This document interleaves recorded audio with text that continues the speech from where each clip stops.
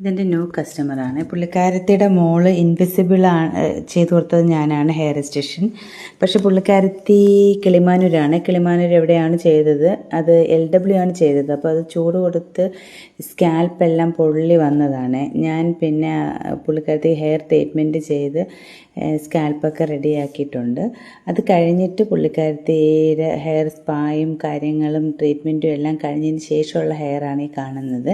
അതിന് ശേഷം പുള്ളിക്കാരത്തിക്ക് ഞാൻ ത്രീ ക്ലിപ്പ് ഹെയർ എക്സ്റ്റൻഷനാണ് വെക്കുന്നത്. ഓക്കെ, അപ്പം ഞാൻ പെർഫെക്റ്റ് ആണെന്നോ ഒന്നും കാണിക്കാൻ വേണ്ടിയല്ല ഈ വീഡിയോ ചെയ്യുന്നത്.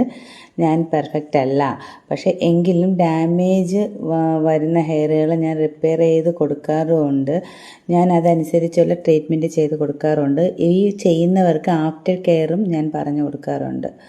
അപ്പം അതുകൊണ്ട് ഞാൻ ഈ വീഡിയോ ചെയ്യുന്നത്, അതിലാരും എന്നെ അഭിഷേകം ചെയ്യാൻ വരണ്ട. കാര്യം ഞാൻ തെറ്റുകൾ തിരുത്താൻ വേണ്ടി ഞാൻ ഭയങ്കരമായി പെർഫെക്റ്റ് ആണെന്ന് ഞാൻ പറയുന്നില്ല.